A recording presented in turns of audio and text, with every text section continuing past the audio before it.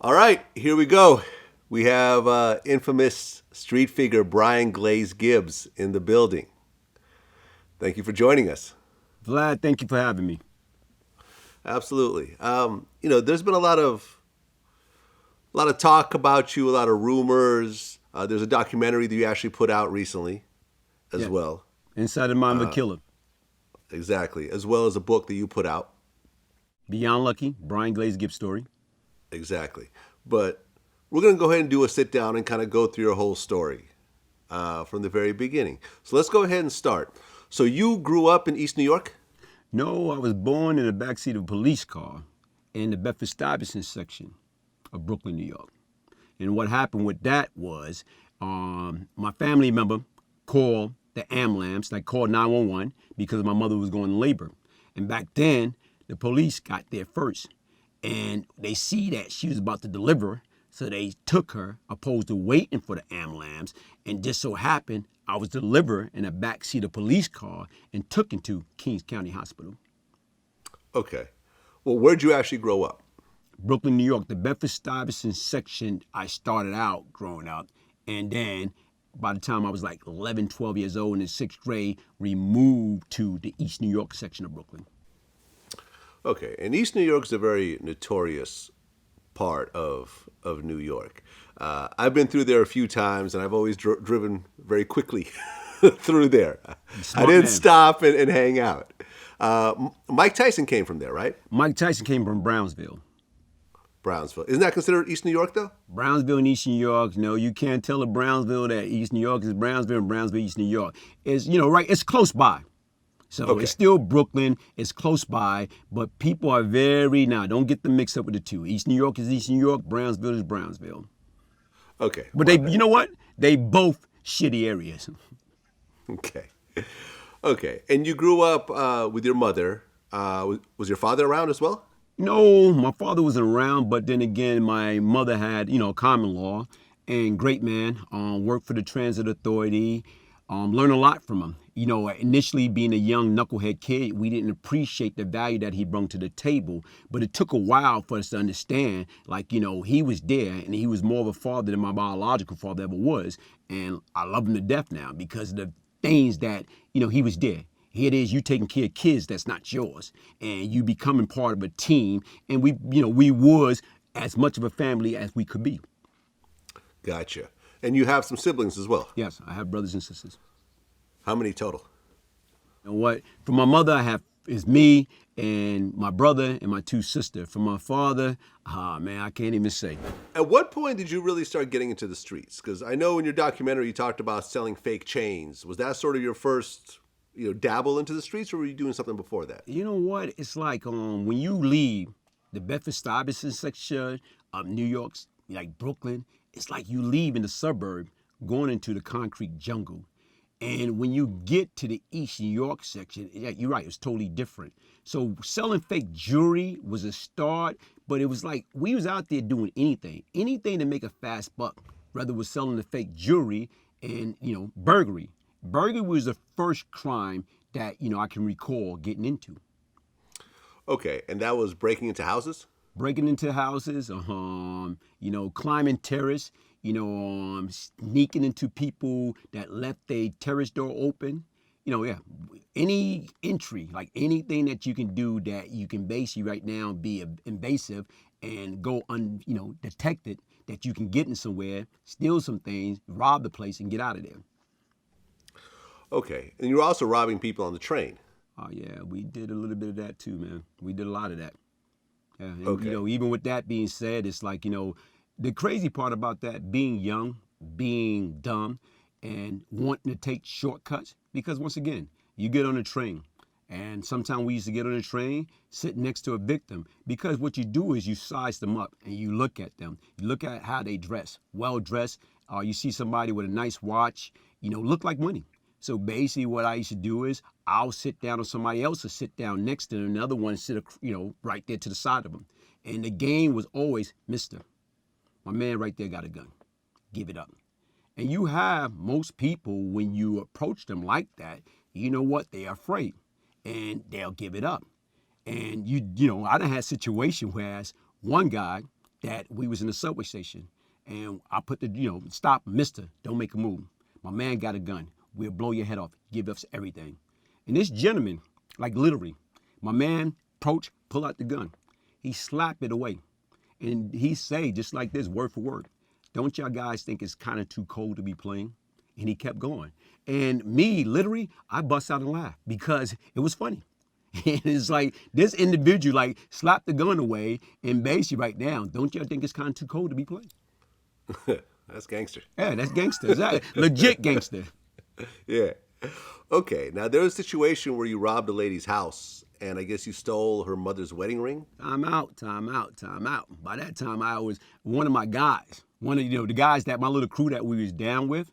Right now is like, after a while, like, you're right. We used to do all that stuff, but it came to a point in time. Yeah, one of the house that was hit, part of what the crew that I was down with, they stole a bunch of stuff. But the lady sent out word, only thing she wanted back was the ring that belonged to her mother. And if she get that back, she don't care about nothing else. So the key was my guys didn't pay that message any mind. So she had a nephew, I guess, like, more or less like just came home. And I guess somebody pointed my boy out, and they pointed him out and say, like, he's part of that little crew. And they snatched him up and, I guess, like, beat the living daylight out of him and left him stranded, butt naked in the Bronx for dead. Okay, so they kidnapped and tortured him. Yeah, they kidnapped and tortured him. But he survived. Yeah, he survived. He's alive and well. I see him on my timeline every now and then. Yeah, he's still here. Okay. But back then, we was probably like 14, 15 years old. After you saw your friend get kidnapped and tortured like that, did you say, okay, maybe this whole robbery thing isn't for me? Yeah, it was burglary, but like burglary. Burglary, but what it was is then, Vlad. It's like, to me, when I decided it wasn't for me, because we was going to the Linden Plaza area. We were from Cyprus, so Linden Plaza is approximately like 6 to 8 blocks away from us. And if you look at Linden Plaza, it was much neat, brand newer than our projects. And you had approximately 5 big buildings. And the first floor started from where our floor stopped at, the 6th floor. And it's like skyrise. And they got balconies. And people that, we was under the impression, because you live in Linden Plaza, oh man, these folks were rich. But you know what? They was no richer than our family. But the perception is everything. So to me we used to have inside people, used to befriend people, and they'll go out there, hang out with their friends, and they'll leave the balcony door open. So what we'll do is go to a friend's house, and we'll climb their terrace, 2 floors up, 3 floors to the side, because we already know that balcony door is open. And to me, when you looking up in the sky, and I'm like, man, the more and more you did it a couple times, and I said, nah, I'm not doing this. Because once again, only thing it takes is one slip, one fall, one mistake, and that's it. It's over with. Yeah, I mean, you're dead. Yeah, you dead. You dead, or you jacked up pretty bad. Yeah, for the rest of your life. Exactly. In a wheelchair or whatever. So then at 16, you're robbing a white couple with a gun. I was robbing all along, but just so happened that was my first arrest when I was 16, at Pratt Institute. Pratt Institute is an institute, college institute in Brooklyn, New York, based in, great area, nice area. And the key was, it was like the day after Christmas. Let's sit back and think about it. Who the hell, at the day after Christmas, you go out rob? But you're greedy, you're hungry, you're desperate. Desperate people do desperate things. So I go out there and rob this couple. And as soon as I put the drop on them, anti-crime, Brooklyn North Task Force, out of nowhere. Freeze, put your damn hands up, don't move. Like, shit. That was my first arrest. Okay, so before then, you never got arrested before? Never got arrested, man. How many robberies and burglaries had you done by that time? It's no telling. Give or take, burglary, probably like, I don't know, but before that, probably about 20, 30. Okay. Robbery, like I say right now, man, I was robbing people in high school, man. And so robberies, I can't tell you how many bootleg robberies that I had, but I'm talking about real robbery when you got real money, probably in like the 20s. Okay.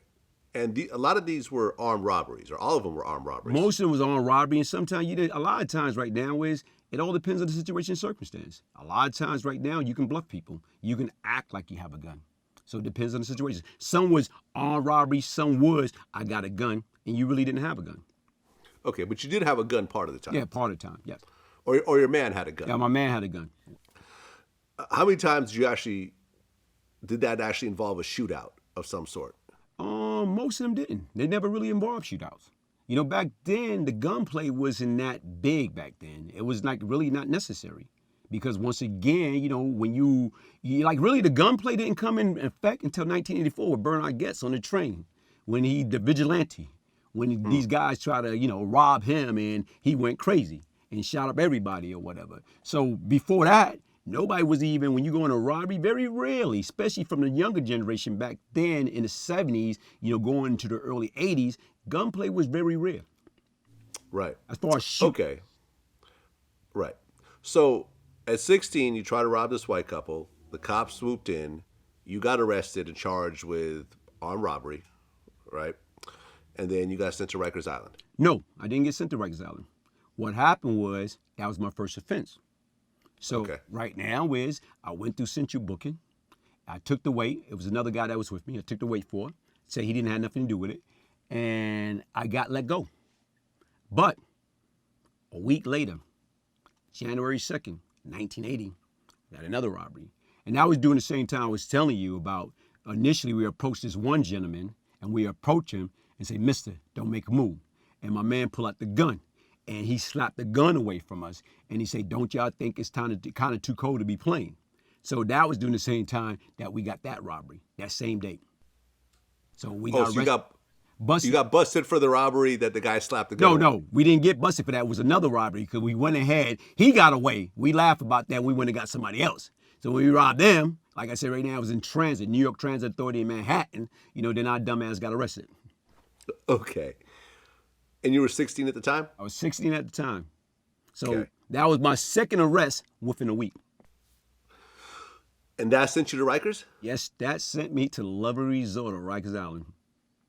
Okay. Now, can you put a juvenile in Rikers Island? Technicality, I was 16.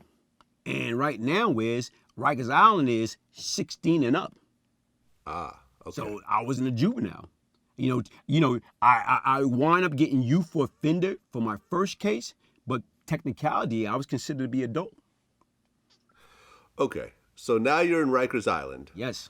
And you end up doing 3.5 years? No, not that. No, it go deeper than that. That time, what happened is, being that I got arrested the week prior in Brooklyn, now I got arrested a week later in Manhattan.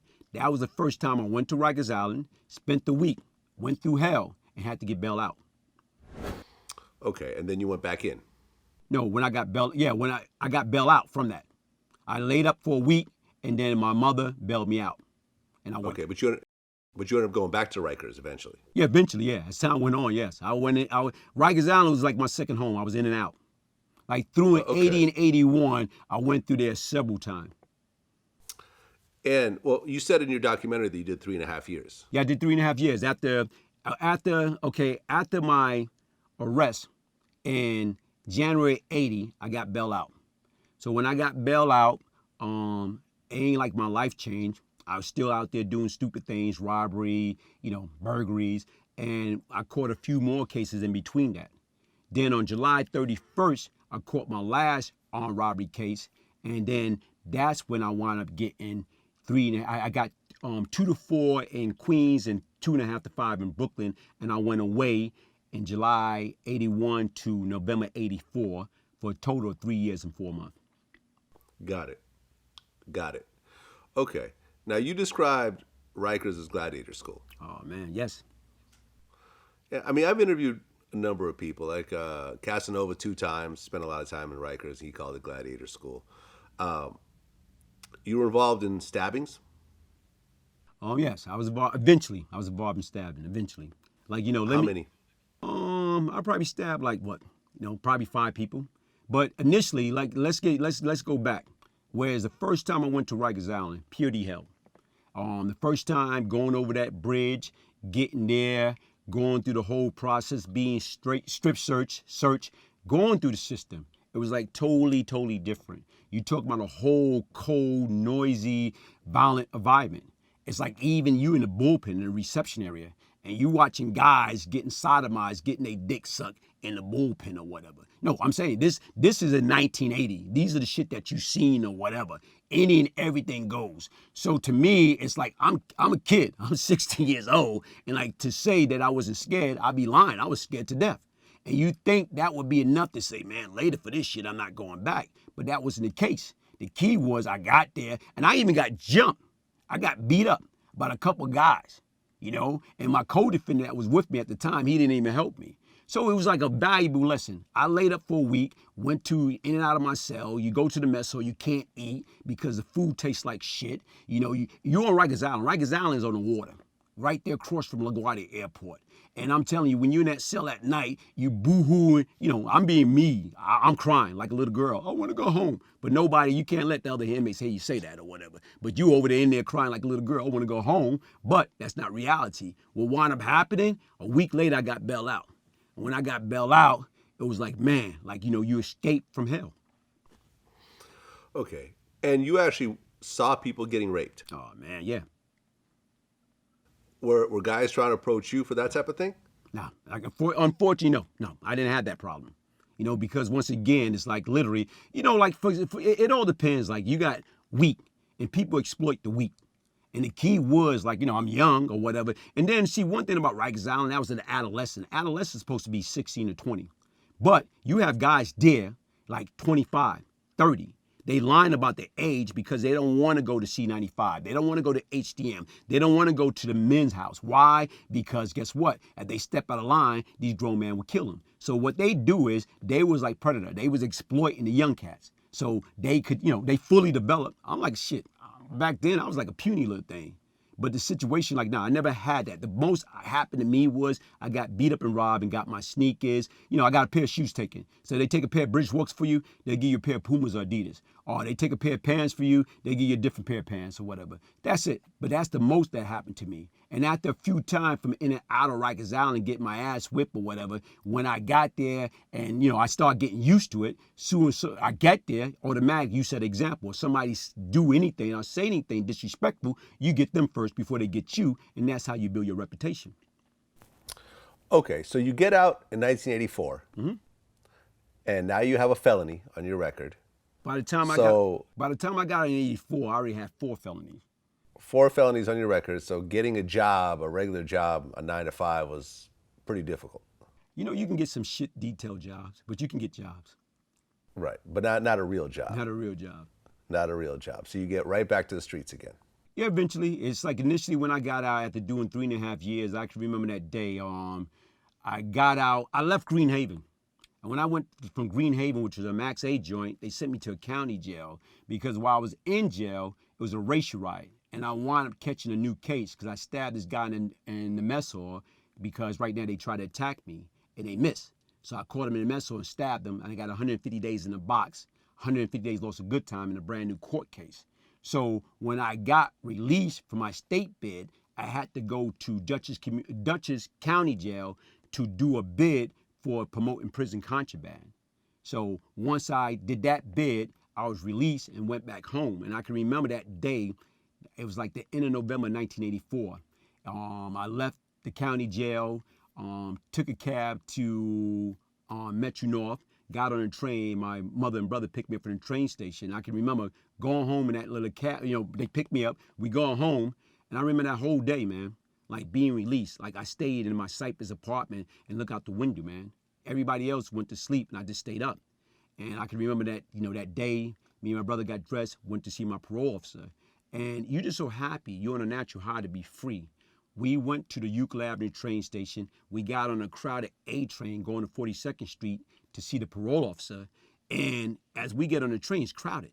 So as we on the train, like I'm watching, like everybody bumping into you, no excuse me, no anything. I just came from an environment that if people come in certain your space, excuse me, pardon me. Now these people on this train is bumping into you all up in your space. So my brother, he been home, you know, probably like a year and a half. So as they pushing up on him, he's elbowing them. Boom, get off me. Boom, get off me. And I'm like looking at him, yo, calm down, man. It's not that serious. Because I was still in that natural high and like was just happy to have my freedom all over again. So a lot of things didn't really bother me. Okay. So you get out in 1984, and this is sort of the epicenter of the crack epidemic. 1984. That's about when crack has really established itself all Yeah. over the country, and New York was thriving in terms of crack and the addicts and so forth, which wasn't really the case in the 70s at all. No, The heroin. 80s is what brought all that. Yeah, it was heroin before. So now you have crack, which comes with more violence, more ammunition, Everything. everything. Now, I guess at the time there was a war going on with the Jamaicans. There was a war going on with Jamaicans, and that was like Jamaican is like I'm talking about even before I went away. Like Jamaican, you hear about the Shower Posse, or you hear about the Rankers, or you hear about different organizations. And to me, these guys most of the time was like older Jamaican, and most of these guys had like experience in their own country that they was trained by the CIA. So now they in America and they got some real down weapon, and they would like literally gun you down. So they didn't play. So what happened was before I came home, I knew the A team, that it was a group I was hearing about while I was away. We was formed and got established. And their objective was to keep the Jamaicans out of the East New York area, especially around the Cypress Hill Avenue area, Cypress Hill Project area. Okay, so you end up joining up with the A team. Yeah, that was initially when I came home, they wanted to murder me. They wanted to kill me because I had robbed one of their members before I went to jail. Like one of the guys was an older guy and he was walking around the neighborhood when I was 17. He had a bunch of shit on his neck. So, I'm talking about right now. I didn't know who he was. So to me, that's what we was into. We was in the stick up. So to me, like I seen this guy, walking around with all this shit on his neck, so I approached him. And when I approached him, his name was Panama. So I was 17. He was probably like in his 30s. So when I approached him, look, man, pull out my little 25, give it up. And he like, yo, man, you must be don't know who the fuck I am. I said, look, if you don't give it up, I don't give a fuck who he is. I'm gonna shoot the shit out. So what he did was he gave it up. But the different about the shit, like he trying to front in the boomer clot and all that, I took all that shit. It was fake. So it was fake. Okay. It's like, you got me about to shoot your ass over some fake jewelry. But see, nobody know that. So that's the difference. He trying to act like he was more important than what he is, and I robbed him for a bunch of fake jewelry that I didn't even mean to make no money off of it. Okay. Now, you're rolling with the A team, and you guys are making money. And I guess you guys were kind of sharing a block or an area with the Dominicans? Yeah. Initially, like I told you beforehand, when I came home, the A team was plotting to kill me because I robbed at Panama. So Panama was down with those guys at the time. And what wound up happening, Panama did some foul shit with one of the leader, the 18 family member. So he left before they killed him. So that's what took the death penalty off my head. So eventually, as time went on, like the A team had it set up that certain section of the projects that if you didn't live on that side, you were not allowed to walk on that side. So just so happened, I'm hearing all this shit, and I'm like, come on, man. I'm not going to be afraid to walk on any part of that project. So just so happened, being me and having I didn't know it at the time. I had a death wish back then. I didn't even know that. So what I used to do is I used to go on that side with my gun in my waist and walk through there, hoping that one of those guys would come up to me and say, well, you can't walk on this side. And that would have happened, I would have blasted them in their face. But fortunately, that never happened. But as time went on, I went to visit one of my friends that was doing 25 to life upstate in Auburn. And what he was telling me, you know what, man, listen, man, like the leader, I know him, like, yo, this is what I want you to do. You go talk to him, one-on-one. So what happened one day, they was all on Southern Logan. It was like one summer day, and I approached him. It's like probably 10 of them. And when I approached him, I said, look, man, can I have a minute of your time? So he came to the side and we started talking. I said, listen, man, I don't have nothing against you or your people. As long as you or your people don't do nothing to me and my family, we don't have no problem. So basically right now is we shook hands and we left it as that. So I left. And time went on, he came back to me. He said, look, man, you a crazy motherfucker. You came to see me by your damn self, no gun, no anything. And the key was, we're racked, we strapped, I'm deep. But yet and still, I'm saying, man, this motherfucker's crazy. And from that point on, he said, I want you to be down for me. And he gave me a name. He said, you know what? I'm gonna call you Bugsy. Bugsy Siegel, like the black Bugsy Siegel, because of like, but only thing I did was being straight up. I just went to him by myself and told him what it was, and then he put me down with them. Okay, and how did the Glaze name come about? The Glaze name came about. I'm gonna give you something that nobody else know, right? First of all, when my first nickname I ever had was Sugar Bear, and when I was in like junior high school, the girls they used to call me Sugar Belle, like Wanda Artist, Melva, Helen, they used to call me Sugar Bear. So I was cool with that. But when the cats, the 5%ers started calling me Sugar Bear, I wanted to whip their ass. Man, don't be calling me no Sugar Bear. So anyway, what happened was the first name was Black Spider. It was a cat from my project named Bennett. And he's like the rank. He said, your name is Black Spider. I said, don't call me that shit. So my buddy, Domino, may his soul rest in peace, Curtis Gibbs. My brother and him was close. His name was Domino Sugar. My brother's name was Kool-Aid. So he said, I'm going to give you Glaze. And, I said, okay, cool. I'll take that as long as there ain't no glazed donut. So that's where the name Glaze came from. Okay, so you and the A team are doing your thing. You're making money, and I guess you're making as much as like 60,000 a day during that time. Give or take. Like I said right now, initially when the A team they had their own, they were splitting the block with the Dominicans, and what happened was when El Sun wanted to put me down, they had a vote because most of the A team was 5%ers. So when he made me a full partner, a lot of these guys they didn't agree with that because I wasn't one of them and I wasn't 5%ers. So what he did was he came with me with a proposition.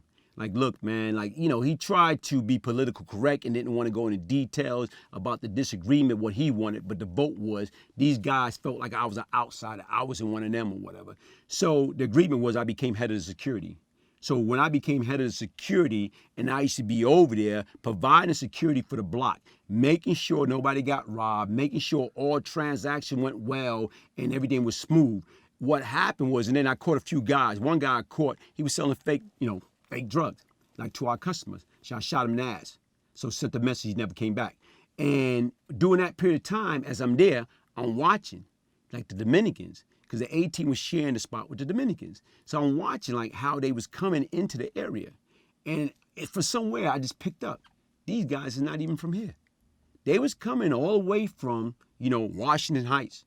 They was coming all the way from the Bronx, Manhattan, and having territory in East New York.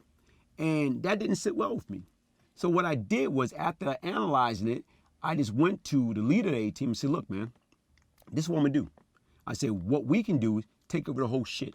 And we take over the whole block, 24 hours a day, 7 days a week. It's ours.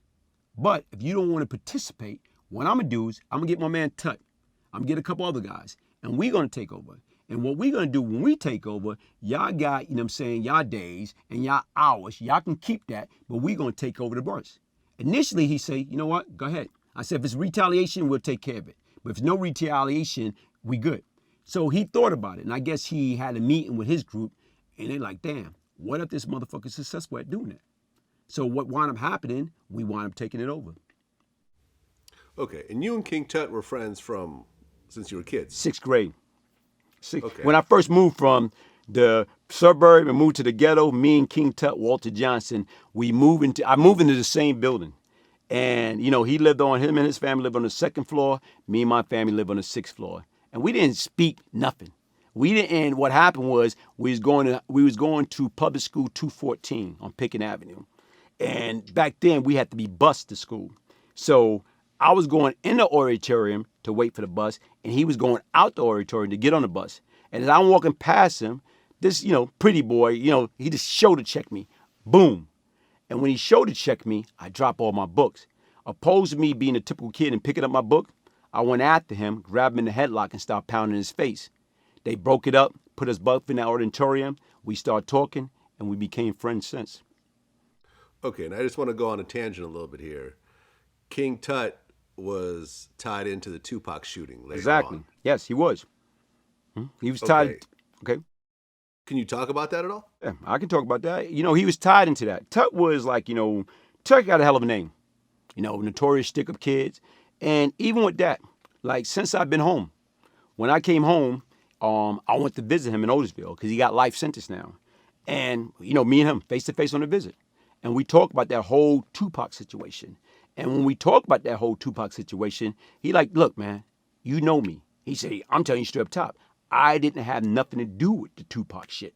And you know what? I'm listening to him. And he told me from the beginning, even way back then, that, what's his name, Jimmy Hinchman, they set him up. So that's what he told me from way back then. And as you listen to it, and you got to remember, that's what came out later on. And if you sit back and think about it, I know Tut. I can remember being kids. We got into a fight with some older guys, and they was whipping our ass. And I'm telling them, we both got guns on us. We're probably like 15, 16. I said, let's get these guys. So I started shooting at them, and Tut was shooting up in the air.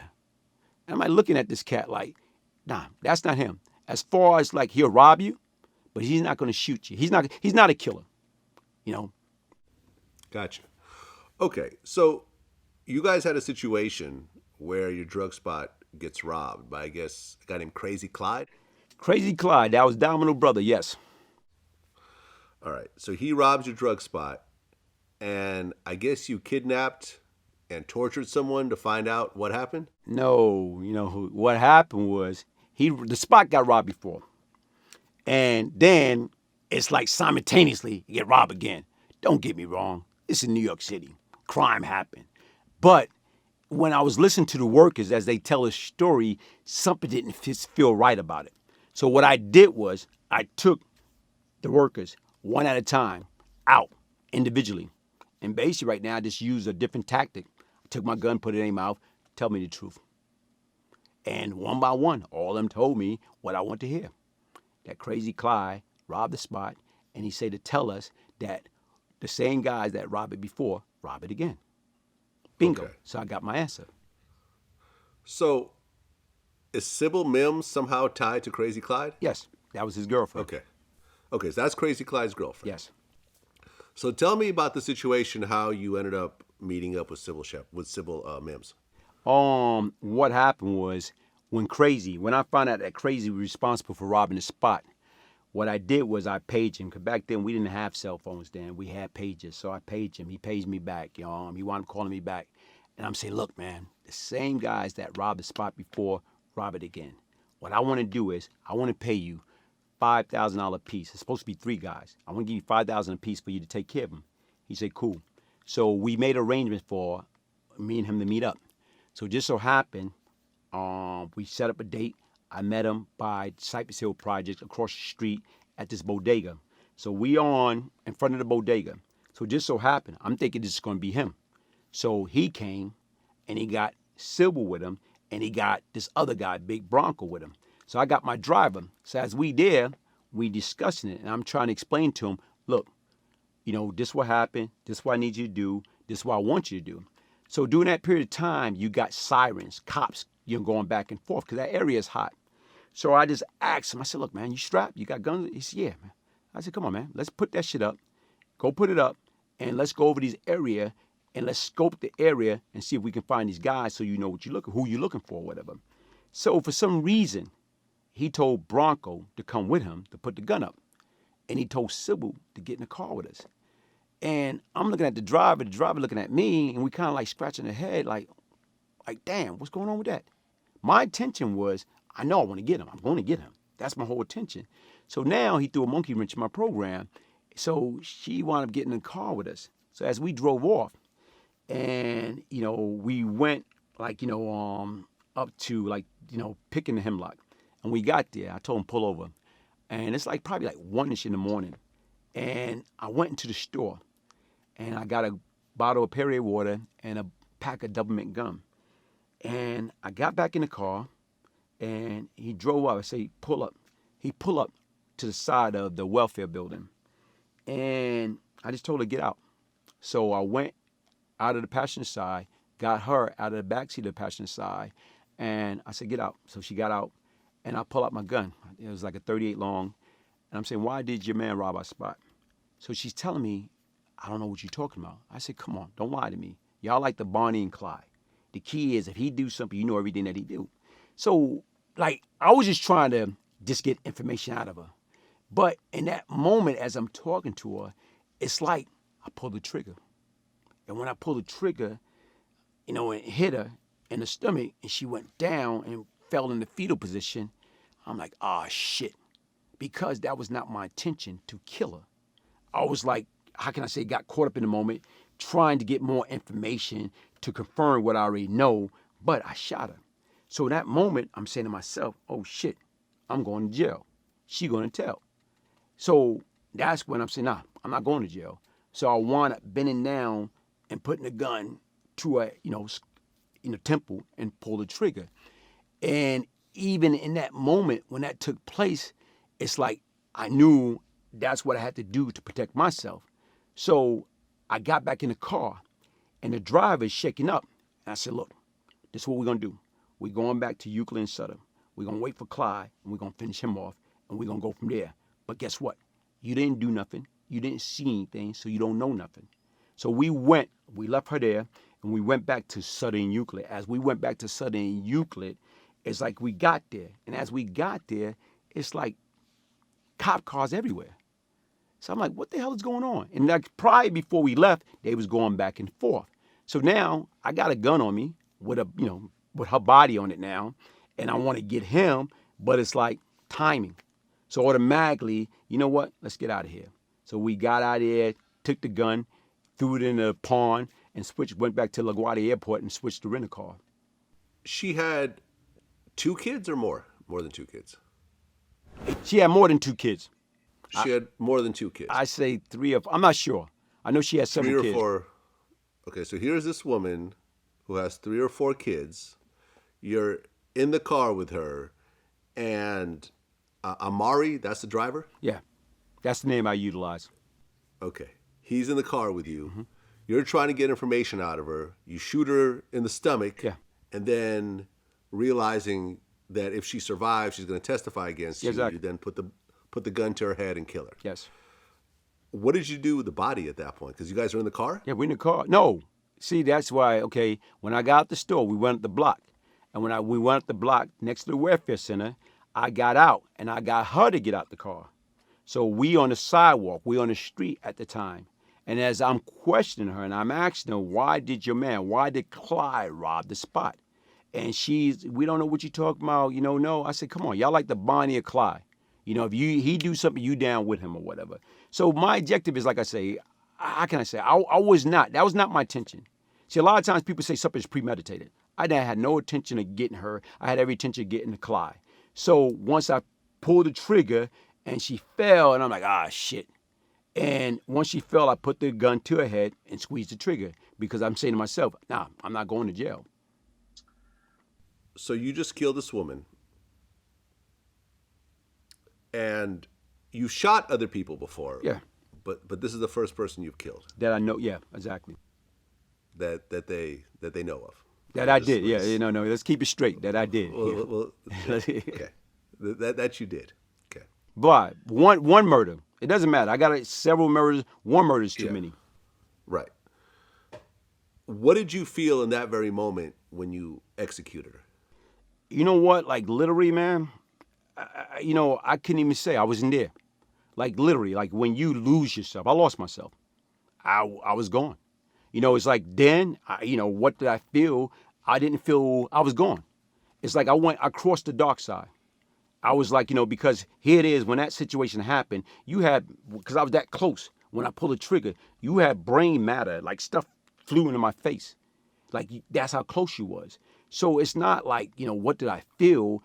It's like I was gone. Like that individual that I was, it's like I was gone. I lost my mind.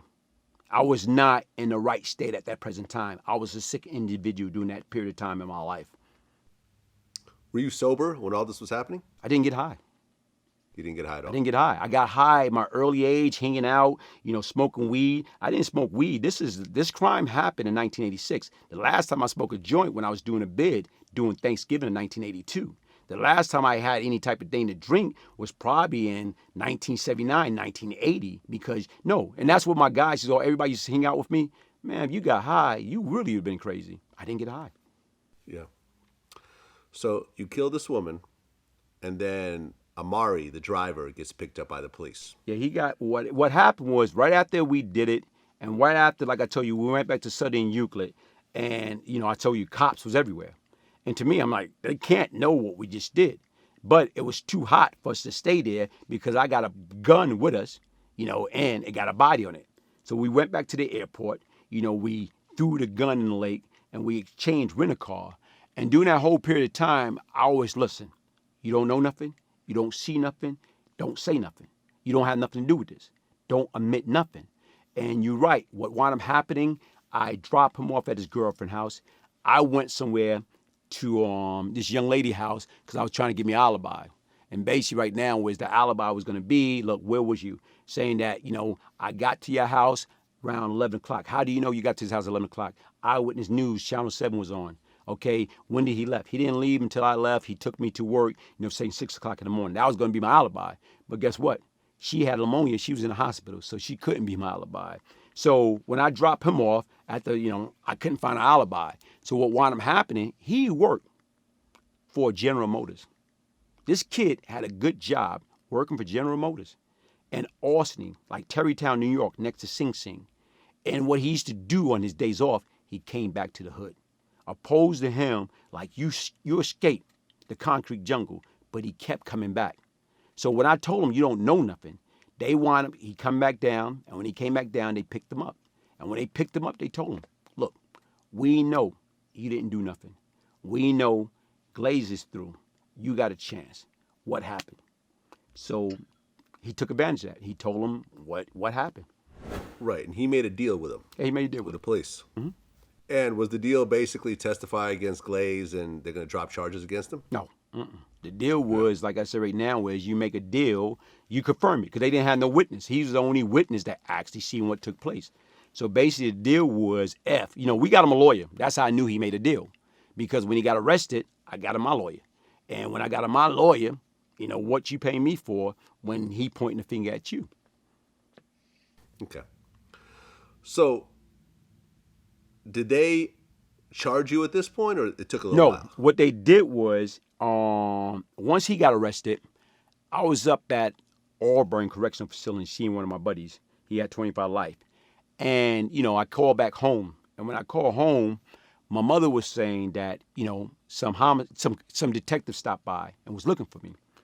And what I was telling her, I said, look, don't worry about it. I said, what I'm going to do, go to my lawyer office Monday, and we go see what they're talking about. So what wound up happening is I got back down. And as I got back down to the city, that was a crazy day, man. March, let me see, 1st, 2nd, 1986, when I got back down, man, I got shot at twice that night. And Nostrand and St. Mark, and another group tried to kill me. And then you turn around in Cyprus, somebody else tried to kill me. But what wound up happening, I got picked up the very next day. And they picked me up for Jonathan Maxwell, pen murder, and they picked me up for Cybil Mims murder. And, go ahead.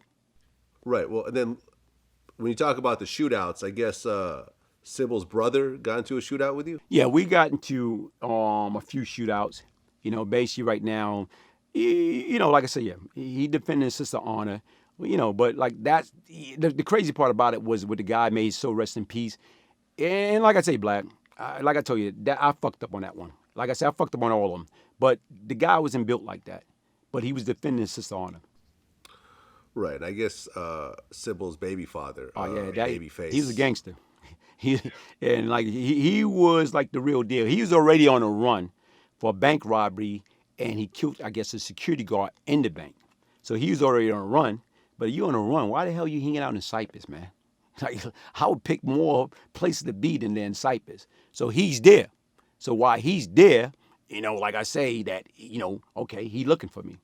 So a couple of times, I got the word that, this guy's supposed to be looking for you. He's a dangerous individual or whatever. And the funny part about it, when I got wind of it, okay, cool. Like, let me go look for him. I used to go back to the area. Look, y'all looking for me, here I am. Not knowing, like a few times, this cat, one time, this gentleman came up on me and asked for a light. You know what I'm saying? But I had my hand on a 44, Magnum. So when he asked for a light, I got my hand on it. So it's like, right, I don't smoke, man. But not knowing that was him. So that's how close he was. Well, eventually you did get picked up. Yeah. And you turned yourself in. Yeah. After I ran out the court. And After I ran out of right. court. Like the crazy thing about it, how they wound up doing it, sometime with the justice system, they took a lie and matched it with the truth. Because despite that Amari got arrested and he said that I was a trigger man, the government, the state, they need corroboration evidence. His word wasn't good enough.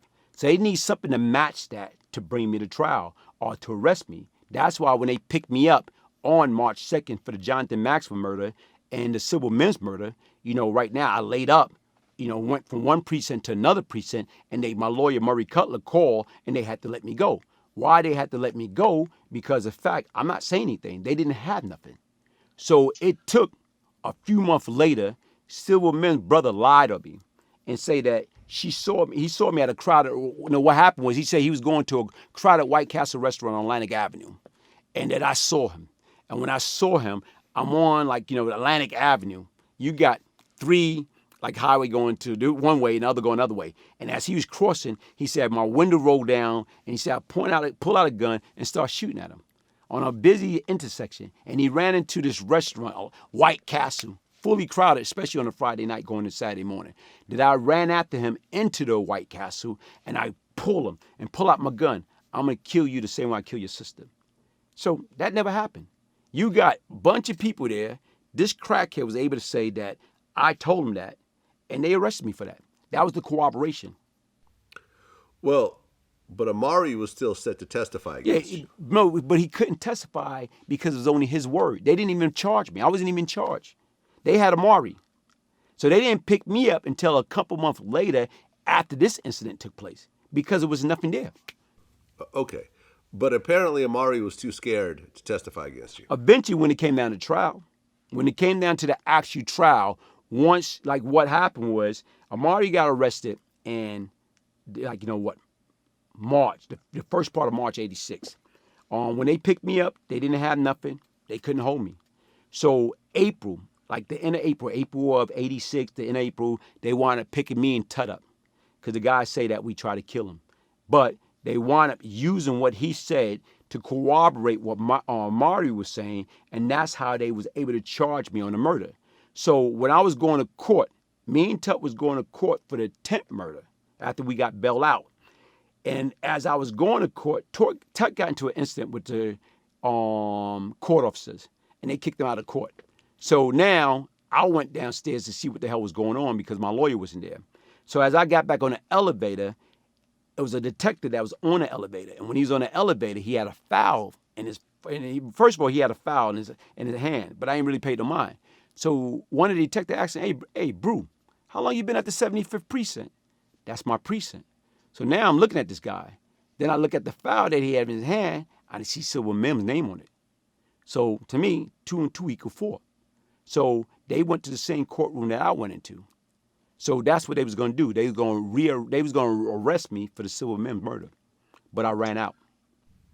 Well, what did you do to Amari to get him not to testify against you? Because he had a deal in place already. Yeah, he had a deal in place, but once again, it was like like I say, he decided it was in his best interest not to testify. It was in his best interest. Did he decide, or was something done to him to convince him? He was no, I couldn't touch it. The funny part about it, before the actual trial, we were separated from one another. He was an adolescent, I was an adult. But they put us in the same bullpen they shouldn't have. But we talk, and right now certain things would arrange, and like I said right now, man, he knew he was wrong, so he dropped it. The funny part about it, before I start trial, I was in the bullpen because for some reason, I built up a reputation, and the correction officer, they put me in the bullpen with him and Crazy. And they said, Glaze, okay, you can't do nothing. You can talk to them, but you can't do nothing. And to me, that's their job. They trusted me that enough, and I had that type of respect, that I went in the bullpen with them, and I didn't do anything. And Amari didn't testify. Crazy didn't testify. You went to trial, and you were acquitted for murder. Yes. Even though I was guilty. Even though you were guilty, and because you were acquitted, you could actually talk about it now. Yes. Because there's no double jeopardy situation. No. To this day, do you feel a sense of guilt over killing a woman who she was involved, but she wasn't the one that actually robbed you? Let me tell you something right now, man. Each and every day, like I said right now, is, my thing is, her brother like passed away a few years ago, and before he passed, just so happened it was a guy. He was a hell of a figure in New York at the time, and I had flew to New York then, and we was together. And while we was together, he picked me up from the airport, and we was going to visit somebody in the off the kill correctional facility. And he said, "Yo, man, I just got a call from Light." And Light said, "Yo, man, I heard Glaze looking for me. He wanted to see me or whatever." So basically, he told him, he said, "Nah, man, I don't believe that shit." So what he did was, while we was on the phone, he called a guy. He said, "Yo, man, like, what are you talking about? Glaze looking for you, man."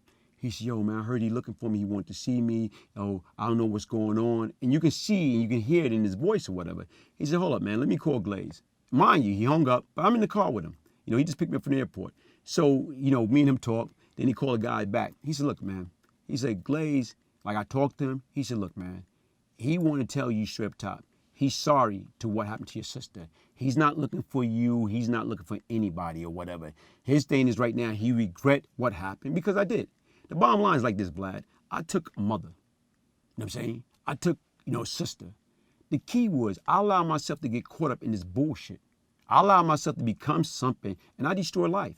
And it took the death of my mother to help me realize the life that I destroyed. And that type of pain, when it hit home, you don't want to wish on your worst enemy, man. So with that being said, no, what I'm looking for that man for? To tell him I'm sorry? I can't do nothing to that situation. I'm sorry. That was the shit that I did back then was some low life shit. That should never happen. Okay, so you beat your murder case, and you get out, and you're essentially a free agent at this point. And there are some guys in Queens that are making a lot of money. Mm-hmm. Pappy Mason and Lorenzo Fat Cat Nichols. Yeah. Now, were they in the same crew together? Cat was the man. Cat was the biggie. So Cat was the Cat was the main guy, and Pappy worked for him. Yeah, Pappy had his own shit. Cat is a chess player. Cat was like, initially when Pappy came home and Pappy got down with Cat or whatever, Cat knew that Pappy was a wild card. So being that Pappy was a wild card, he basically right now is, as Pappy proved himself. He gave Pappy his own little area, his own little space, but Pappy was loyal because he knew he was a wild card, but he kept him close, but not close enough to him. And what wound up happening, like you say, you see what happened. Pappy brung down the whole foundation. Okay, we're going to talk about that in a second. So, but even before that whole situation happened, these guys were suspected of killing Brian Rooney, a parole officer. Okay, this was in 1985. 1985, yeah. Cat. Mm-hmm. So there was already a lot of heat on this Queens crew. Yeah. And you're not a Queens guy. You're a Brooklyn guy. So you're essentially an outsider over there. I am. Me and Pappy both.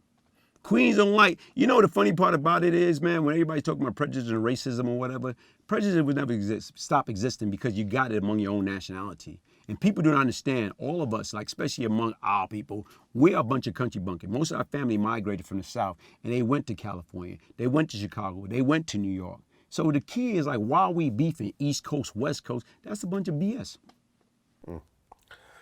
Okay. So Fat Cat puts together the round table. And the round table consists of who? The round table consists of initially was Fat Cat, Pappy, Supreme, Kenneth McGriff, and Gerald Prince Miller. That was the official member. And once I got involved, I became a member, and Bug Out became a member. So it was 6 of us. 6 people. Mm-hmm.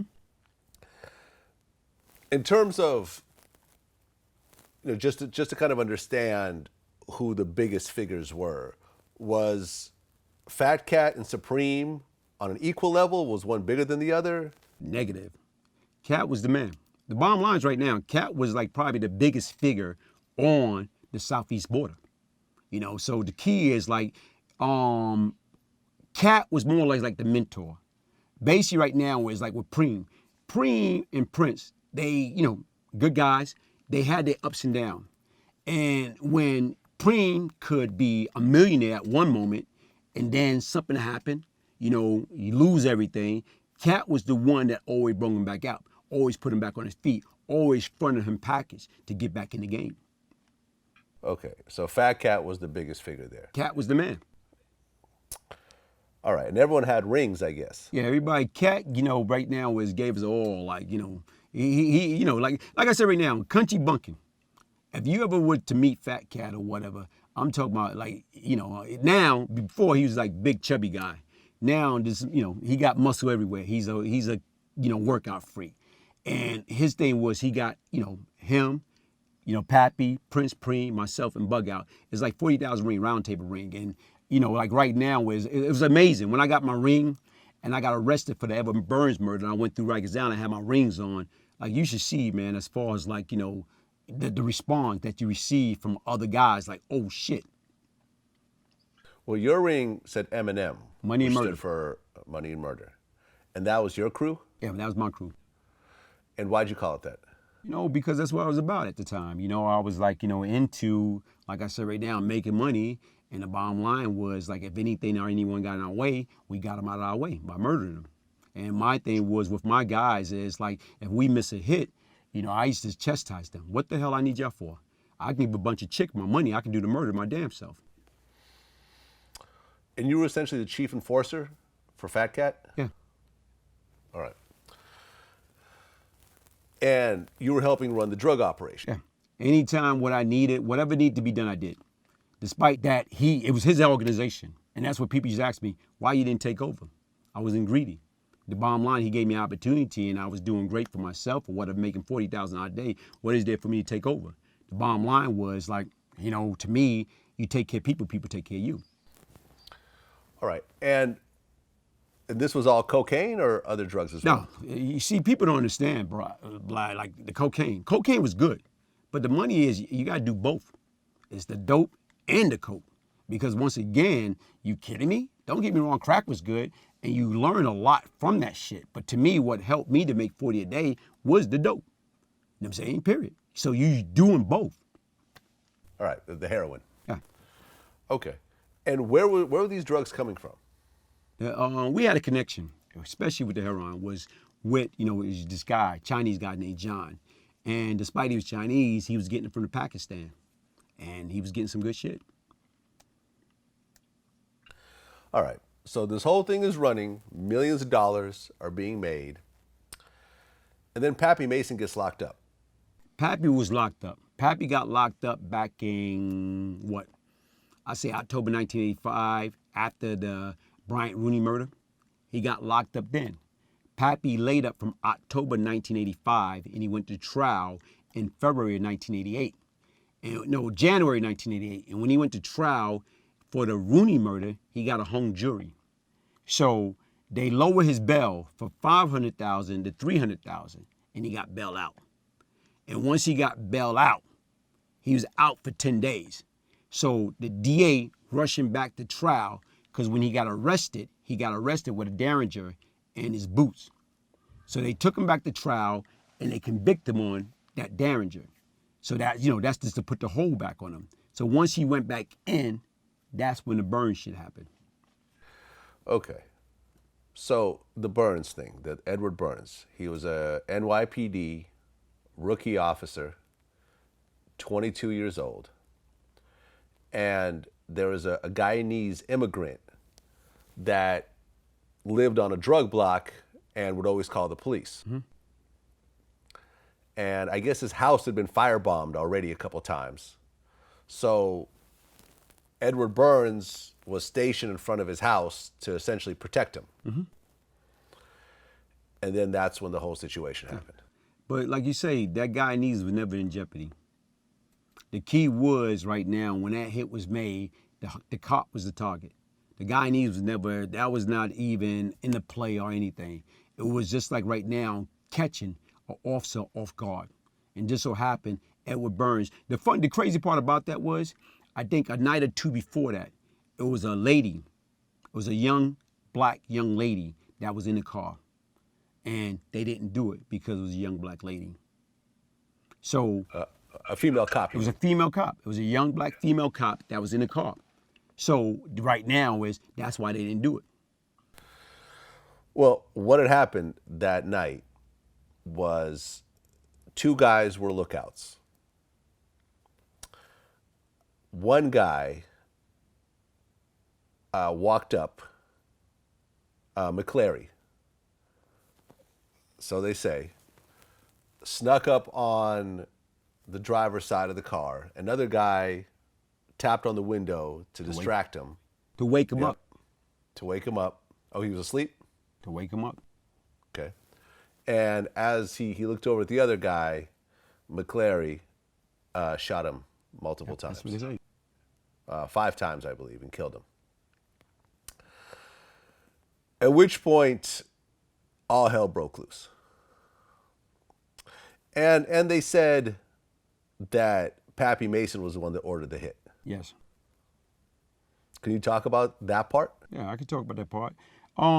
Even when that happened, that day, that night, that morning rather, I just left that block. And it was me and Bug Out. I left there. I probably had like 40, 50,000 cash on me that day. And when that happened, it's like the very next day, I got a call, a page. I was getting page. And the page I was getting, like, you know, like back then, like 911.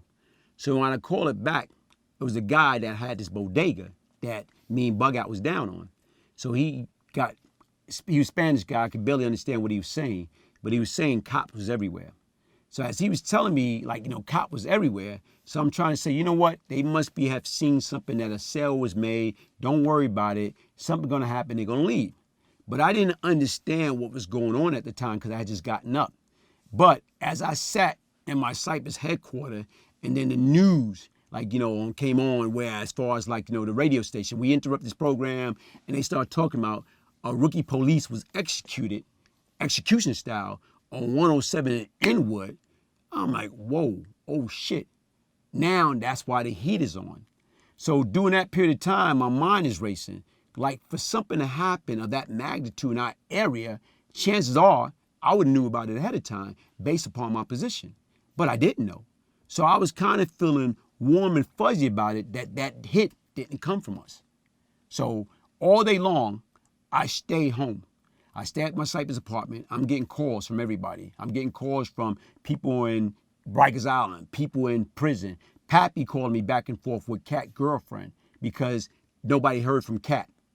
So what wound up happening, I waited till the end of the night when it got pitch black, and then I went to Queens because Queens at that time was so hot that you can take a cigarette and lit a cigarette off the ground because that's how it was. And when I went out there that night and I met with everybody at Cat's sister house, I said, look, this is my way of thinking. Whoever did this shit, they did it to make our area hot. They trying to take over or whatever. And they put us like in a fire and making people think that we're responsible for this shit. So I said, look, once I find out who's responsible for it, they gone. I'm gonna kill them all. And at that very moment, after the meeting, I got pulled to the side. When I got pulled to the side, it was like, look, I did it. And the hit came from Pappy. I'm like, ah, shit. And see, I talked to Pappy earlier. And you listen to Pap and you listen to our communication, no indication, nothing. Well, Pappy was locked up during that time, or Pappy no? was back locked up. That's why, like I told you, the hit happened. Because he got remanded back and they sent him to trial and he got convicted of having that Derringer in his boots.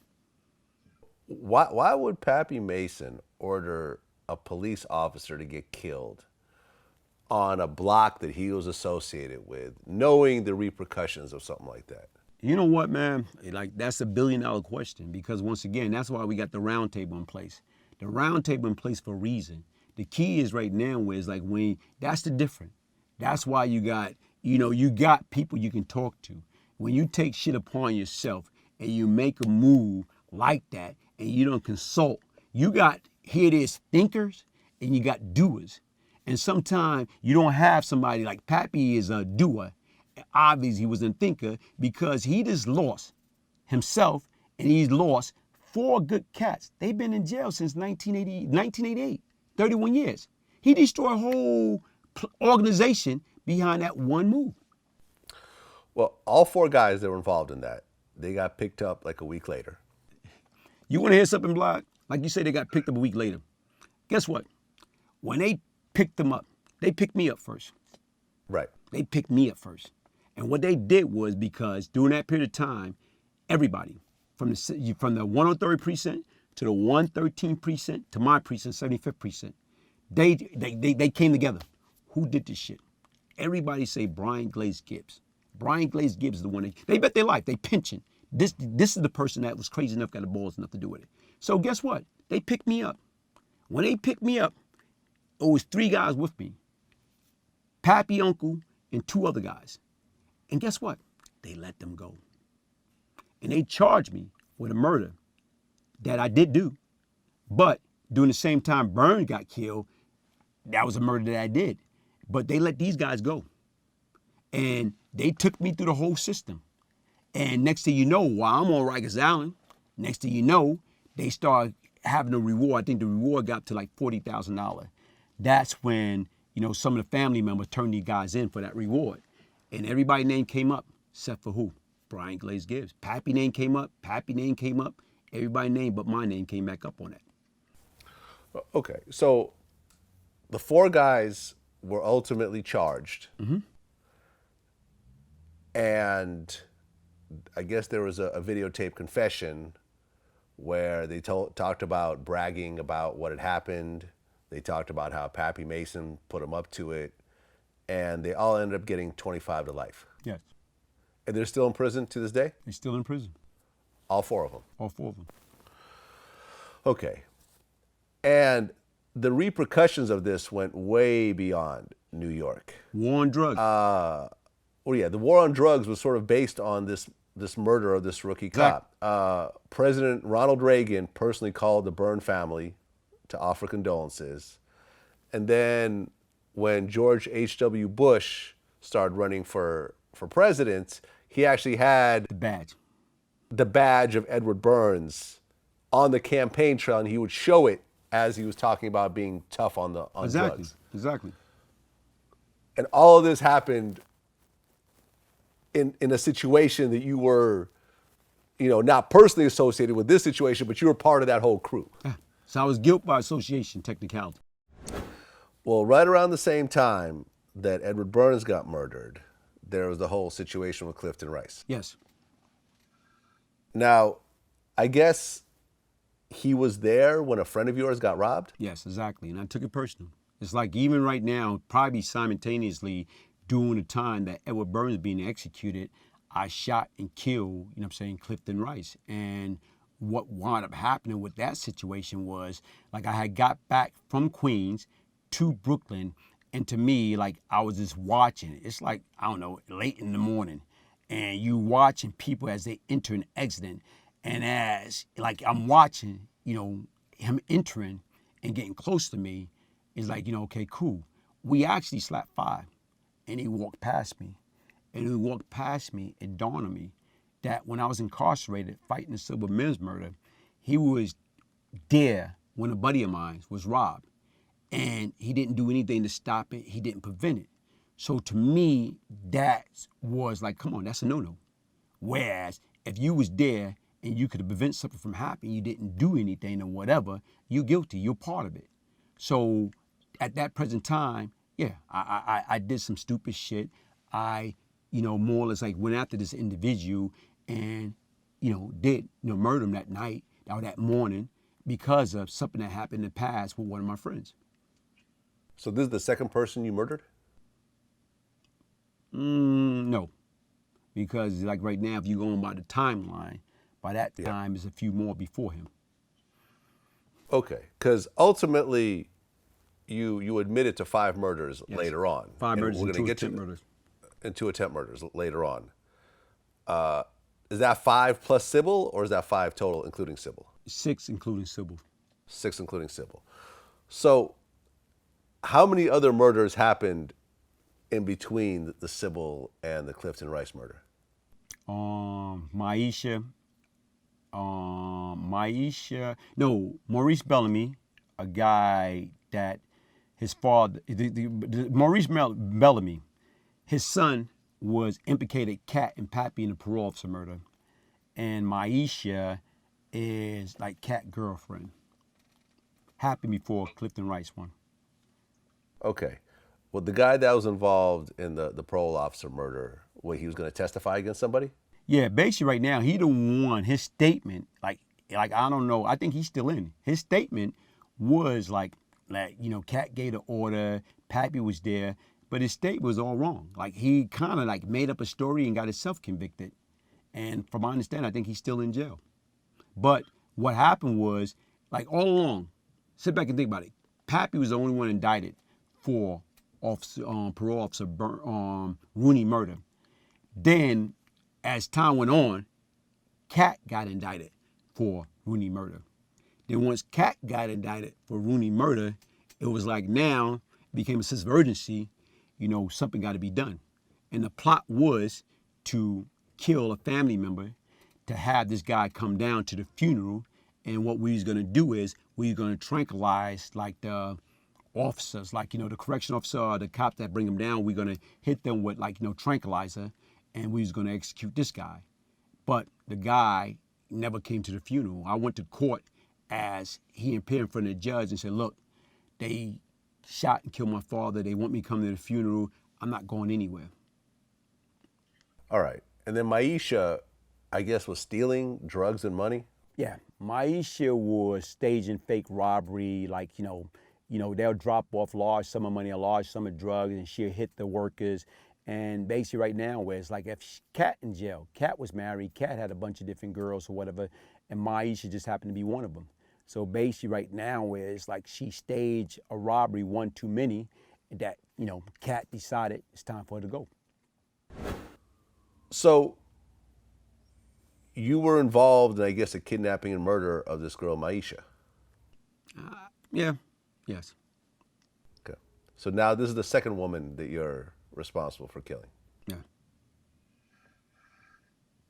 And then there was Clifton, and then there was the father. Maurice Bellamy, yes. Yeah. Who am I missing now? Keith Reedy and Artel Benson. What happened to those two? Keith Reedy was part of the Allah Justice crew. And Allah Justice crew, they were responsible for throwing a firebomb in Fat Cat Mother House, and they were responsible for my one of my guys, Christopher Brothers, Hollywood being murdered. So that happened with, he was part of that. So when we was going to war, he was part of the count. Right. Now, the firebomb situation. Oh, man.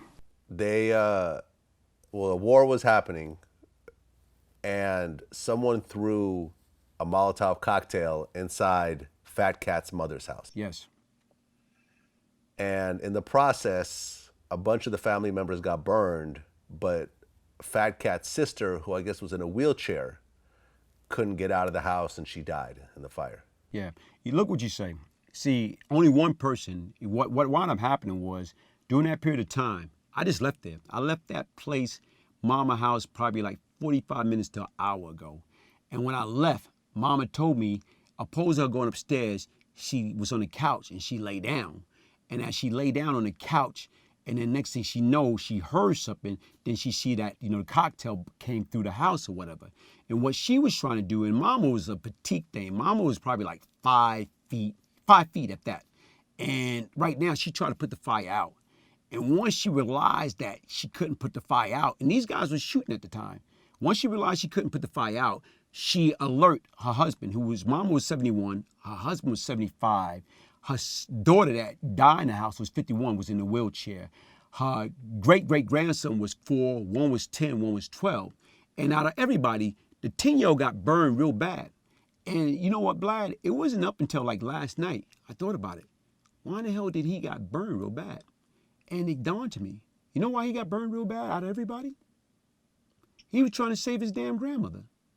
And I didn't, how, like, what I'm just trying to say, sometimes you be too close to the situation, you don't understand what's going on. But when you start reminiscing, start thinking about it, everybody else escaped. But he knew that she couldn't get out. So he went back to try to save her. That's why he got burned so bad. Because he was trying to save his grandmother that was in a wheelchair. How did Fat Cat react to something this horrific happening? You know what? Like, honestly, calm. Very, very calm. And it's ironic because, once again, I took it personal. I took it more personal than he took it.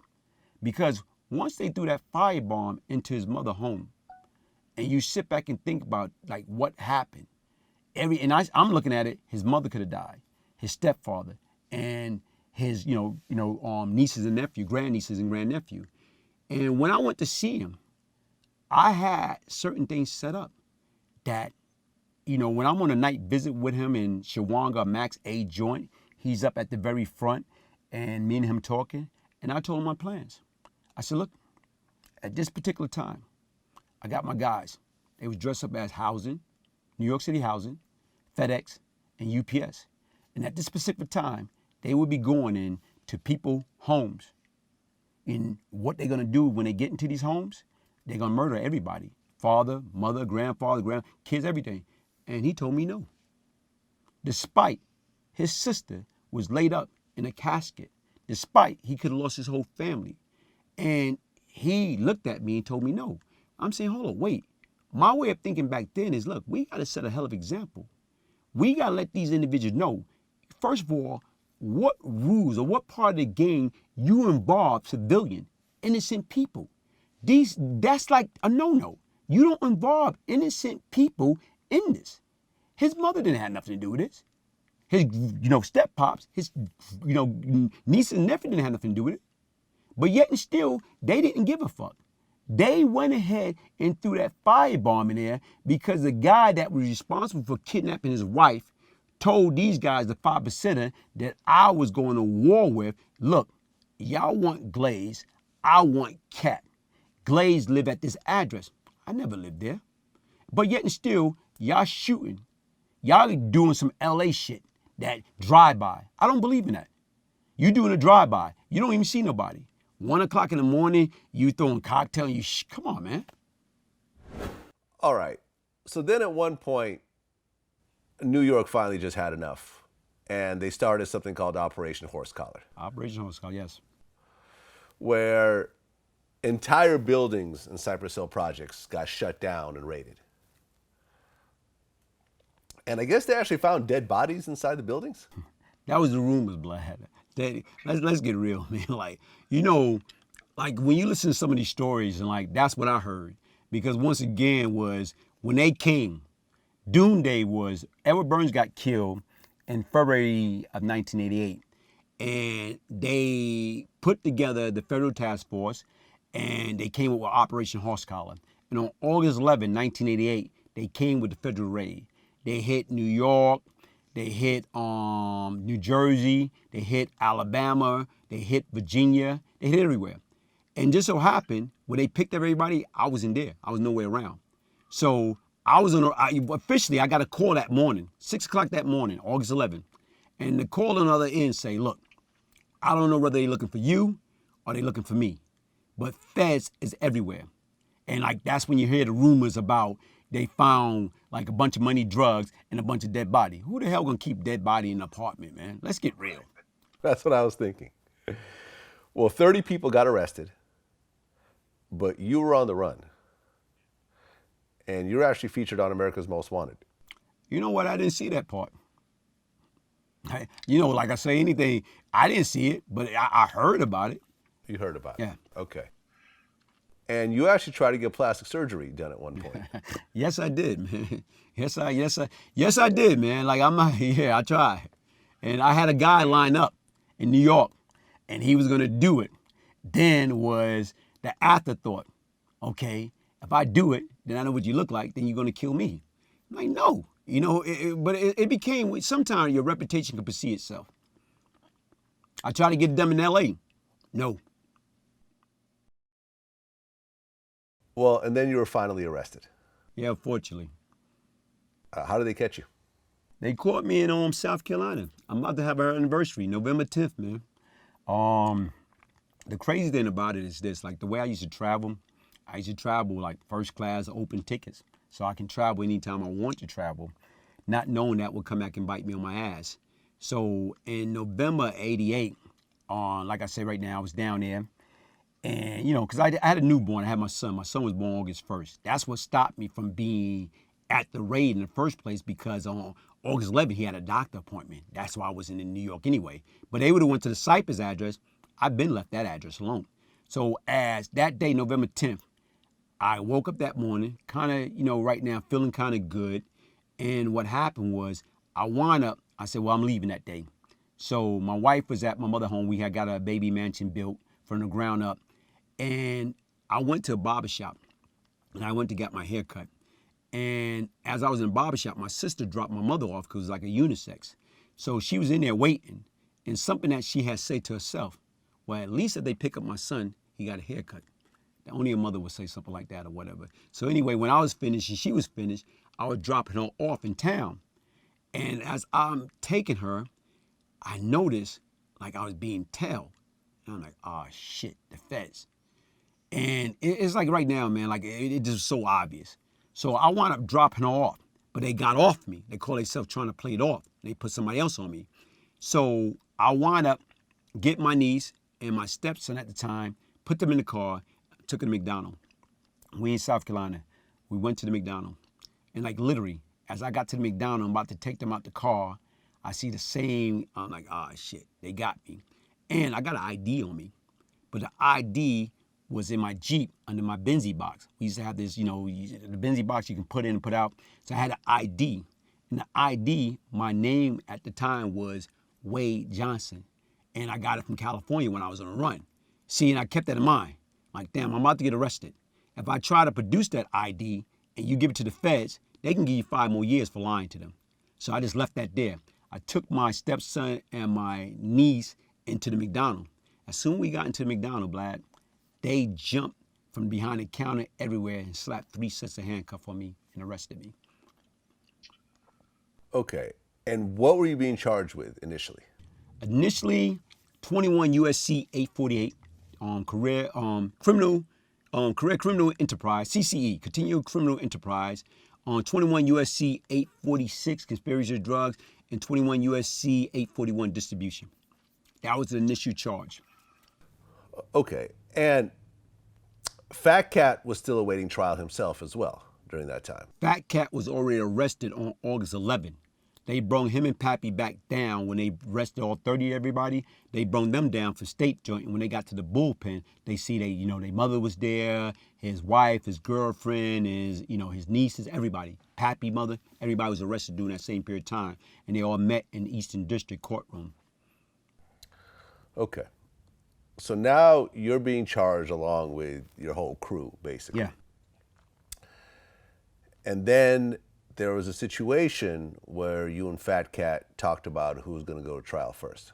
Yeah, that was the situation. What happened was when I got picked up in South Carolina, I got a lawyer. I paid this guy, Barry Krell. He's top notch down there.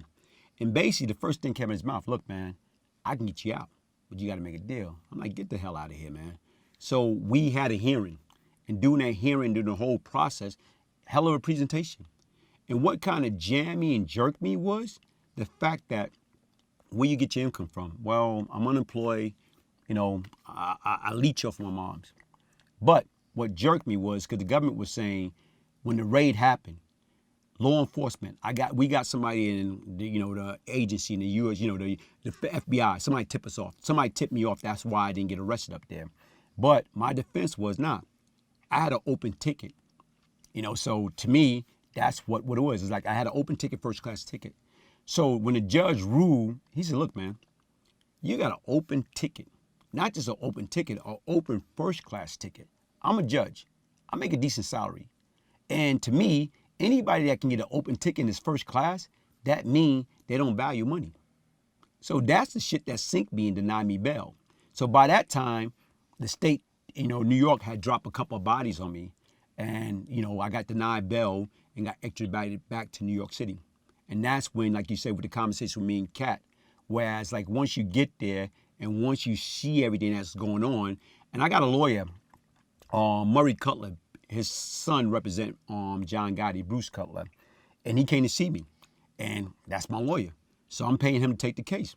He told me straight up top, look, man, Perry Mason couldn't get you out of this, man. I'm not taking your money. You don't pay for shit that you done. Only way, you're not getting around this one. You know what I'm saying, period. So he was honest with me. You know how many lawyer would have take your money and say, like, later for you, knowing you done, but that's the relationship that we had. So when I went to Kat, I said, look, they want you. They want me. They want Pappy. They want John. let your moms, your wife, your nieces, nephew, let everybody go against us. Let Pappy moms, let my, me and country, we had the same father, it's a different mom. Let them go against us. We gonna get life. Cat, look me in my eyes and say, nah, you go to trial first. And let's see what they got against you, then I go to trial. And like I say, Vlad, as I'm listening to that shit, I'm like, hold up, time out, man. You already got 25 life. I don't got shit. And to the degree, that's the second time that he saved my life. Because it got me to think outside of the box. Well, you apparently pled guilty to 5 murders and 2 attempts. Initially, I just pled guilty. They dropped the 848, and they just gave me the drug charges. But what happened was, New York City, the homicide detectives, they had a pissy fit. They didn't like that. They felt the feds would let me get away with murder. So what happened, we wound up going back and revisit the situation. Because what New York City was saying at the time, that I averaged 1 murder a week from the time I got acquitted, June 22nd, 1987, until the time I got arrested, November 10th, 1988. They averaged 1 murder a week. So it's like, oh, wait a minute. You starting to see what direction that we was going in. Y'all trying to give me every unsolved murder that was out there based upon my reputation. So what we did was we came back and changed that indictment and around that I pled guilty to racketeering. So I pled guilty to racketeering, the drug charges, including the 5 murders and the 2 attempt murders. So once I did that, then that's when everything changed. Well, you, I guess, admitted to murders that they didn't even know that you were responsible for? Exactly. Okay. And not only that, like, see, that's the difference. Like, right now, everybody talking about rap, snitch, cooperation. The key is this. Right now, what I talked about, I did cooperate. Anytime you sit down and talk to law enforcement agency, regardless what, that's cooperation. That's a snitch. That's a rat. And I can accept that. But the key is, nobody can say, guess what? Glaze put me in jail. Glaze testified against me. People gonna come back and say, well, you didn't testify because your co-defendant pled guilty. Pappy went to trial. My brother, Country, Mark Gons went to trial. Herman Brother went to trial. I never took the stand. See, it's a different. And people that I did admit to I was involved with crimes and murder, they was already dead. So you mean to tell me we're going to take dead victim and bring it back from the cemetery and put them up on charges? No, that's not going to happen.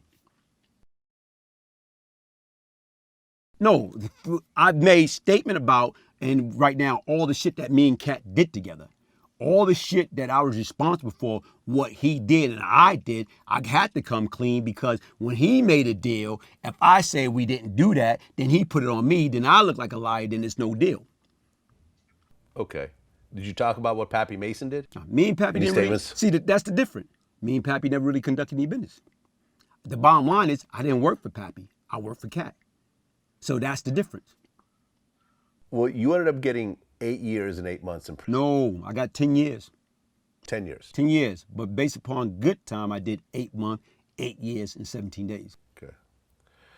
The average person is going to look at someone who pled guilty to 5 murders and getting 10 years in prison as just craziness. It is crazy. Like, I didn't make the rules. Vlad, the key is this. Everybody's talking about the game. We talk about a game. A game. This is the game, the drug game. This is a street game. And the key is what everybody talking about. You play, what do you play sports? Yeah. What you play? I played tennis. You played tennis. And what else? Wrestled. Wrestled? Okay, cool. When you play, what you did? You played to what? To win. To win. So the bottom line is right now is, here it is, basketball, football, tennis, wrestling, spade, domino. When you play in that game, you playing to win. So to me, how many times, even being younger, being immature, that you know what? Here it is, you know you're about to lose. So before you can lose, what happened? Man, y'all cheating, I quit. That's the same shit with the game. Everybody start talking about rules and regulation. It's no rules and regulation in the game. If you get 1,000,001 years and you die in jail, you lost. If you basically right now is die of a violent death, you lost. So when everybody start talking about the fucking game, who to say right is right and wrong is wrong? Who to say right is not wrong and wrong is not right? All this shit people start talking about is a bunch of bullshit. Even I'm gonna bring up a personal scenario. When they talk about Nicky Barnes was a great motherfucker. I met Nicky Barnes as a kid. Nicky was 30 years, say older than me. And when I met the late great Nicky Barnes or whatever, he took me like, cause I was wild, I was young, and he took me under his wings. And when he took me under his wings, what a lot of motherfuckers didn't like that. Highly intelligent, into his own little private world. See, everybody talking about, oh, well, Nick flipped, he told on God, he did this and that. You give all these motherfuckers a chance right now, all these street guys, all these people that's talking about being true to the code. You go to each and every one of them right now, and the government get them a deal to get the hell out of there. You know what they're gonna do? They're gonna make a damn deal. Only person who's not gonna make a deal is fucking Howard Pappy Mason. You know why? Because Howard Pappy Mason is too caught up. Everybody worrying about what people are gonna think and what people are gonna say. When you start talking about the only thing I'm mad about, me, Brian Glaze Gibbs, and what I did with the cooperation, what I'm mad about, I was too smart to get caught up in this bullshit in the first place. I should have been working, being a good guy from the very beginning, but I was fronting. You fall in love with the wrong thing, the fucking street. Well, I've interviewed a lot of street figures over the years. I interviewed Lil D from Oakland. He was the crack king of Oakland by like 19 years old. I saw the story. Felix Mitchell nephew. Felix, yeah, kind of his nephew, sort of like a play nephew, but yeah, definitely associated with Felix Mitchell. When he got caught up at like 20 years old, he took a 30-year, I don't think it was a deal. I think he blew trial and got 30 years. Didn't tell on anybody. And Obama pardoned him. Obama gave him a few years off at the very end, but he ended up doing damn near 30 years. We'll go ahead and play the clip about how he basically was offered deals, was offered to tell on people, but based on the way he was raised, he knew that once he got caught, he knew the game. He knew the consequences. Keep his mouth shut. He knew the consequences. It was those conversations with my older partners who told me, man, you jump off the porch, you get caught up for whatever you choose to do, you got to accept the consequences, because if you tell, we going to kill you.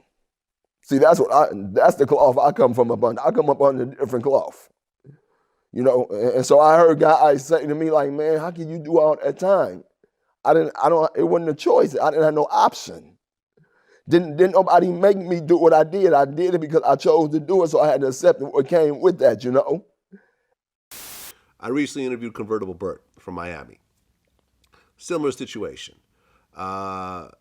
He was, he was selling a lot of, moving a lot of cocaine and crack.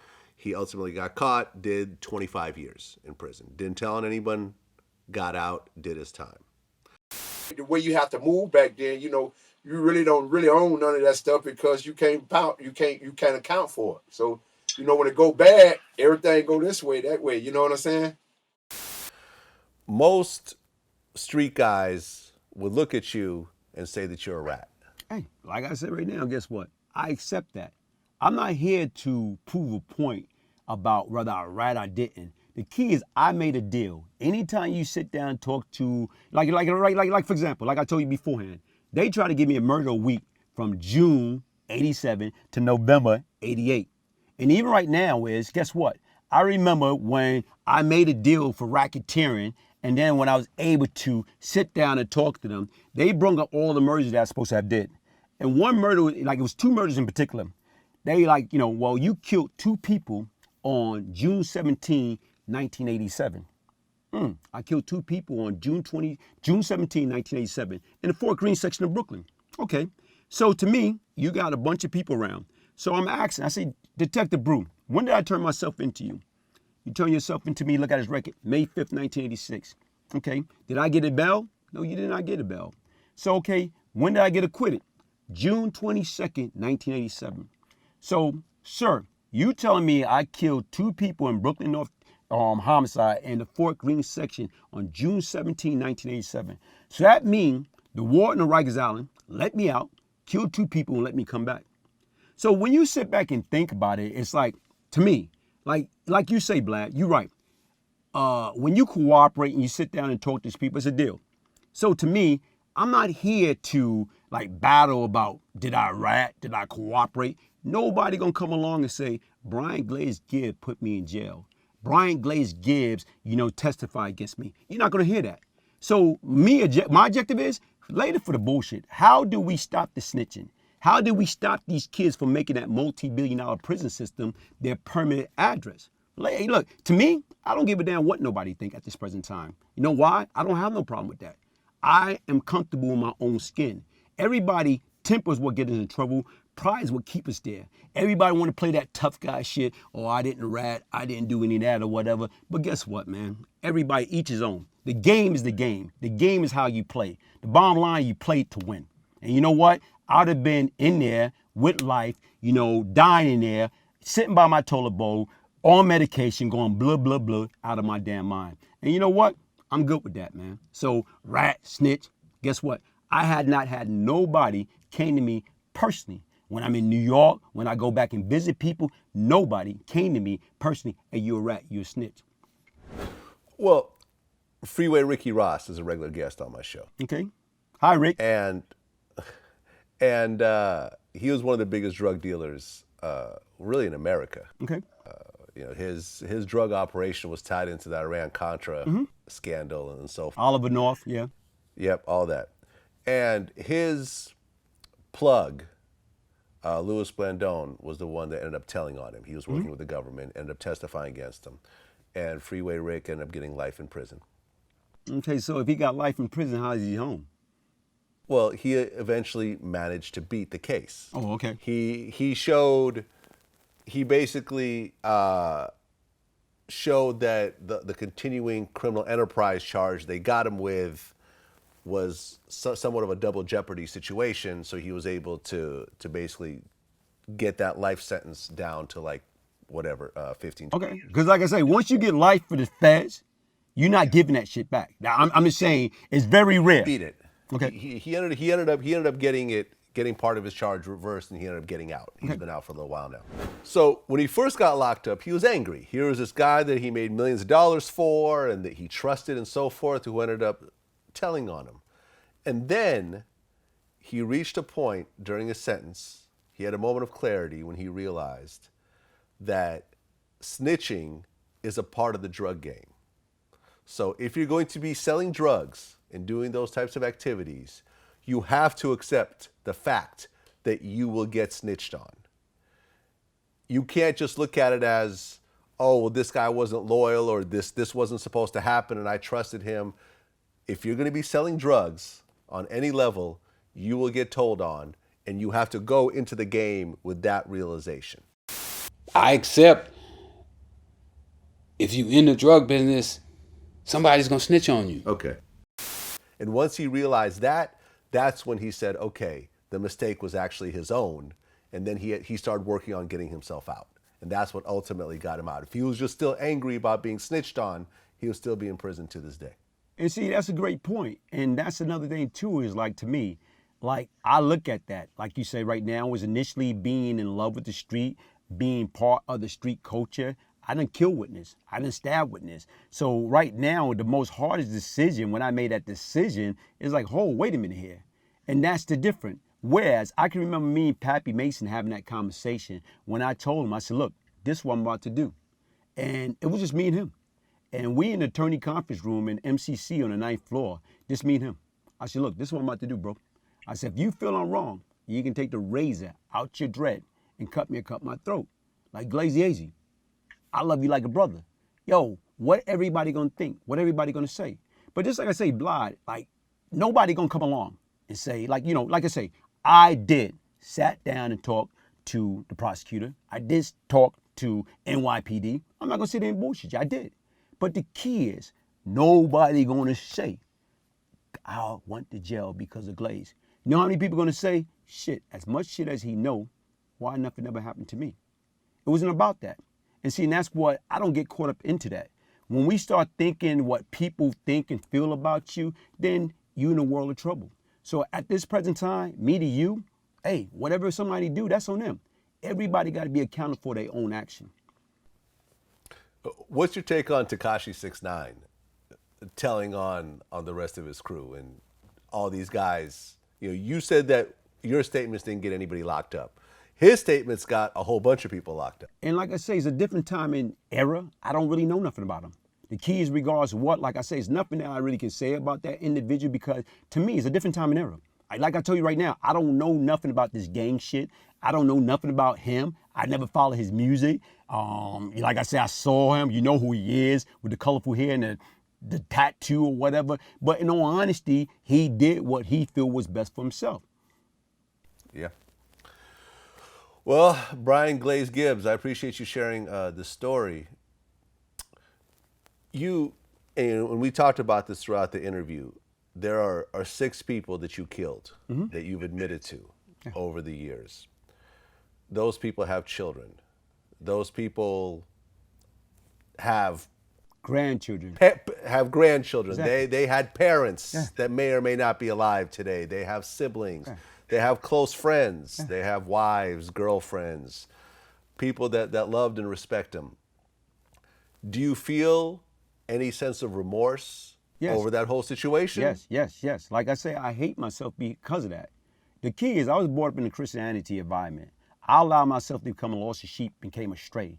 Like, here it is right now, Vlad. Like, the changing fact in my life is when my mother died.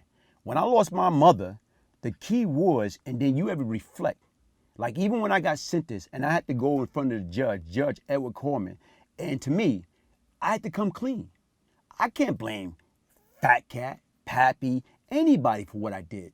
I did what I did because that's what I wanted to do. Because I wanted to be down. I wanted to be cool. So I destroyed life. I was part of killing people, hurting people, all for the wrong reason. I had people following me, all because of the wrong reason. And to me, like I say, when my mother died, you talking about a pain that was so painful, you wouldn't even want your worst enemy to feel. So even right now, numerous times I have reached out, I send word back. I apologize. I'm sorry. Because once again, later for the nonsense, I was a sick individual that allowed myself to get caught up in some bullshit, a temporary high. Even with Amari that was there with me, I wound up apologizing to him a few years ago because he didn't know what I was going to do. He was just a victim as everybody else. I didn't talk it over, yo, Mari, look, this is what I'm about to do. Do you want to be down? You don't want to be down. Because some people call it premeditated. How it can be premeditated when you did something and you didn't know you was going to do it until after it was done. So my message to the victim and victim family, I'm sorry. If I had a chance to do it all over again, trust me, none of that shit would have happened. That was some plain stupid shit, man. Well, over the years, I've interviewed a number of people that have committed murder for various situations. I interviewed Ben Jay of the New Boys. It was a group called the New Boys. Once the group didn't work out, he started selling weed in Vegas. A guy rushed into his house, trying to rob him with a gun. He ended up killing him. It was just one dude, so far, he came in, but then, boom, shoot, and this nigga went falling. I shot that nigga. Because you still had the gun in your hand the whole time. Yeah. And he never noticed it. Never noticed it. I just, boom, just shot that nigga. There was another situation. I just interviewed Jason Williams, the basketball player. Oh, the basketball player for the Nets. Right. Yep. The limousine driver. The limousine driver. He had a limousine driver at his house. He was showing him and a bunch of other people his gun collection. Shotgun. Accidentally pressed the trigger, and a shotgun went off and killed the driver. I take responsibility. I'm not gonna say somebody did that, and that. I'm supposed to look down the barrel. I was showing people guns. Here goes a gun. Here, look at this one. This coach gave me this. This is beautiful. This. And when I went to slap the gun closed to hand it, I didn't even know that Mr. Christophe was in the house there. The gun went off and hit Mr. Christophe in the chest, and it killed him instantly. Both these guys, as they're describing the situation, they're crying. Tears are streaming down their face. You could tell that it's killing them inside, that someone's no longer alive, and this whole situation is really weighing on them heavily. You're telling me this story, there's not a lot of emotion that's coming with this. And you know what? It's like right now, years, this is something that I've been battling with for my life. This is something I've been battling with over 30 years. The key is right now is this, like I told you right now, is I don't have to put on the scene or front and light, camera, action, and you see tears. The bottom line is right now, if you see some of my other interviews, like right now, is when certain things hit you, it's not an act. you come with it. And to me, regardless of what, like I say, the only thing I got is my word. As far as like my action, my behavior, I'm very, remorseful for that. Because once again, who am I to say who live and who die, Vlad? I'm not God. I fucked up, and I can admit that. And just like I say, throughout my years, I've been beating up myself for over 30 years based upon my behavior. So with these guys or whatever, like comparison, there's no comparison. Everybody react differently or whatever. When we start sitting back talking about it or whatever, even right now, I got a clip I wish I can give you from inside the Minor Killer or whatever. When I start talking about, I stole these people's legacy. I took moms away. I took, come on, who am I to say who live and who die? So I don't got to pretend with you. That's not what this is all about. The whole key is if I had a chance to do it all over again, or if I can trade my life for their life, guess what? We wouldn't even be here. Yeah. Well, Brian Glaze Gibbs, I appreciate you sharing your story. And one of the themes that we really try to do on VladTV is not to glamorize. It's not or glamorized. romanticize these types of situations. Yeah. You did a lot of crimes. You killed a number of people. You sold a lot of drugs, which indirectly killed a lot of people. Yeah. And you didn't walk away from this a multimillionaire. You did a fair amount of prison time. Some people would say not enough, but still you did. I mean, from the top of my head, sounds like close to 15 years altogether. Yeah. And you have this weighing on you to this day, something that will never go away. And I would assume you're always watching your back to a certain degree, because a lot of times people don't get over murders. You could apologize and you could say, I'm sorry and so forth, but that doesn't take away someone's father not being there. That doesn't take away someone's brother or sister being there. So this is something that you have to live with, and it's not something to be proud of. And it's, Vlad, I like that, because it's not. This is not this is opportunities this right now. What I'm into or whatever is coaching, counseling, training. I'm into right now is, like I said right now, telling my story and letting these kids know this shit is not make-believe. You know what? Back then, I was playing Grand Theft Auto Live with my life. And we didn't have a reset button to hit. I had a death wish and didn't even understand it. So my message to them, guys, look, do the right thing the first time. Develop working habit or work ethic. Go out there and build a career. That's what it's all about. And what I'm trying to say right now is, as you get older and you're able to reflect back upon life and your mistakes, you see the do's and the don'ts. You see the wrongs. You see what happened or whatever. So even now, when you say like now, trust me, it's like a revelation, man. I sit back and think, you got plenty. I'm living with regret for the rest of my life. When you say looking over my back, you know what? I pay attention anyway. That's what got me to where I'm at this present time. So the key is right now, when I'm in New York, I'm in Atlanta, whatever, I do what I need to do. And I don't get caught up into that. I don't get high. I don't do anything out the ordinary. But like I say, when I go back to New York City, when I go back to Brooklyn, when I go back to my old neighborhood, Cypress, if I go to Queens, if I go to Harlem or whatever, you know what? To me, why I don't worry about anything, because of the fact is I came clean. The key is right now is, if it's meant for me, God, the day we're born is the day that we start to die. And God knows when it's my time to go. And to me, long as I'm able to right my wrong now, and when my day come, I can say that, you know what? Hey, I had a great life. Do I have plenty of regret? You goddamn right. Do I wish I could start all over? You goddamn right. But that's not reality. Only thing I can do is speak my truth now and tell my story, and hopefully you got somebody paying attention. I get so many responses from my DM on my Instagram, Brian Glaze Gibbs. I get so much on my Facebook, Brian Glaze Gibbs. You know what they telling me? Oh man, thank you for sharing your story. And I conversate with this younger generation. Why? I'm open book. I'm not gonna sit here and bullshit anybody. I'm gonna tell you the truth, because the truth should set you free.